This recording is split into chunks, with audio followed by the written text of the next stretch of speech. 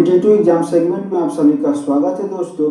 आज हम भारतीय संविधान के स्रोत के बारे में चर्चा करेंगे और इसके अंतर्गत देखेंगे कि जो संविधान में जो प्रावधान है हमारे संविधान में वह कहाँ से लिए गए हैं, कहाँ से गृहीत किए गए हैं, उसके स्रोत क्या है, इन सभी बातों को आज हम लोग अध्ययन करेंगे। ठीक है दोस्तों, चलिए तैयार हो जाइए। और इसके अंतर्गत हम लोग देखते हैं भारतीय संविधान के स्रोत के अंतर्गत दो स्रोत जाना जाता है, आंतरिक स्रोत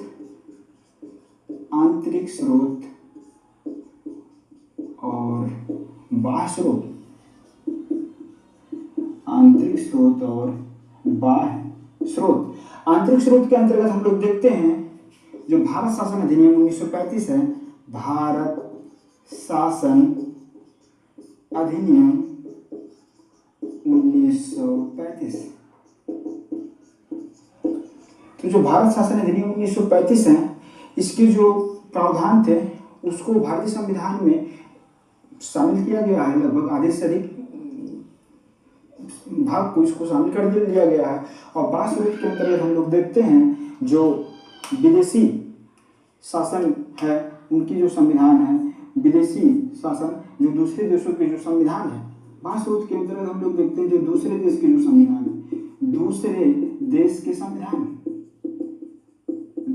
के संविधान के किन किन प्रावधानों को हमारे भारतीय संविधान में समाहित किया गया है उसको देखते हैं। जैसे हम देखेंगे ब्रिटेन का संविधान जो है, अमेरिका का संविधान, जर्मनी का संविधान, कनाडा का जो है संविधान आदि। अभी हम इन पर विस्तार से चर्चा करेंगे कि किन किन देशों से किन किन प्रावधानों को भारतीय संविधान में समाहित किया गया है। ठीक है दोस्तों, हम लोग आंतरिक स्रोत के अंतर्गत देख रहे हैं जो भारत शासन अधिनियम 1935 है। जैसा कि हम लोग जानते हैं, इसके पीछे की वीडियो में हमने बताया है जो भारत में ब्रिटिश शासन के द्वारा समय समय पर विभिन्न एक्ट और अधिनियम और चार्टर लेकर आया जाता है। और ये जो भारत शासन अधिनियम 1935 को 1935 में लाया जाता है और इसमें जो पीछे के जो एक्ट है और जो चार्टर है उनके जो तत्व होते हैं, प्रावधानों को इसमें मजबूती के साथ प्रस्तुत किया जाता है और एक संघीय भारत की परिकल्पना की जाती है।